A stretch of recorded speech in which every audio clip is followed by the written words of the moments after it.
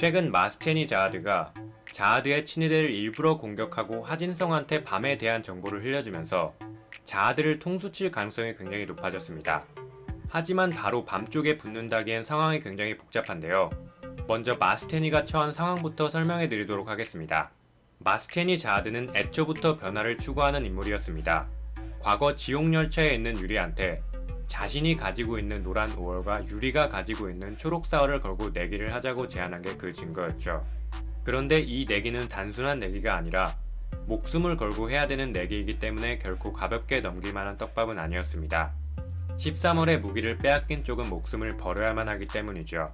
따라서 만약 유리가 이 내기에서 진다면 마스테니는 밤과의 관계가 악화될 가능성이 굉장히 커집니다. 마스테니는 유리를 위험에 빠뜨린 장본인이고 밤은 어떻게 해서든 유리를 구하려고 할 테니까요. 뿐만 아니라 마스테니는 과거 시랄, 리랄 자하드와 동맹을 맺어 밤 일행을 공격한 적이 있었습니다. 이 두 명은 로포비아 가문으로 현재 엔도르시와 대립하고 있기 때문에 향후 밤과의 관계가 악화될 가능성이 굉장히 크다는 걸 뜻하죠. 하지만 쿤난과 쿤 아게로 아그니스와의 관계가 어떻게 진행되느냐에 따라 향후 마스테니와 밤과의 관계가 호전될 수도 있습니다. 쿤난과 마스테니는 쿤 마스테니의 자식으로 친남매입니다.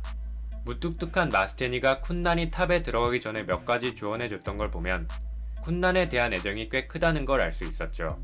실제로 마스테니는 쿤난과 싸워본 적이 있었는데 마스테니가 떡바르긴 했지만 싸운 후 쿤난한테 꽤 좋은 전사가 될 거라고 말했던 적이 있었습니다. 그리고 이러한 떡밥은 둘의 관계가 그렇게 나쁘진 않다는 걸 드러냈다고 볼 수 있죠. 쿤난과 쿤 마스테니가 친자매인 것과 이들의 과거 일화가 향후 마스테니가 우호적인 세력이 될 거라는 것에 대한 첫 번째 떡밥입니다. 그리고 쿤 아게로 아그니스가 과거 사랑했던 여인인 마리아가 마스테니 자하드와 동맹을 맺었다는 사실이 드러나면서 향후 쿤 일당과 마스테니 일당의 관계가 호전될 수 있다는 것에 대한 여지를 남겼습니다. 하지만 이 소식을 듣고 놀란 아게로의 태도를 보면 왠지 마리아가 아게로를 통수친 것 같기도 해서 사태가 더 악화될 가능성이 크다고 볼 수 있겠네요.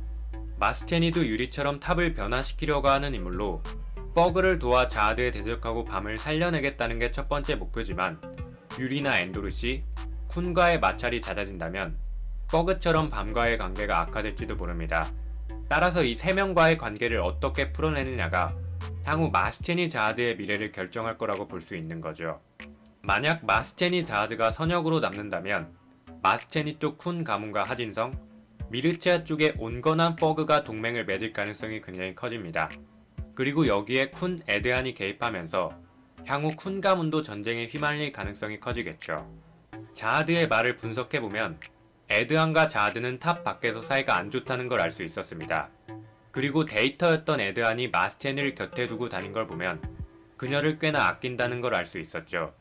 따라서 마스테니가 향후 자신의 계획이 틀어져 자하드로부터 위험에 빠진다면 쿤 에드안도 개입할 가능성이 커지는 겁니다.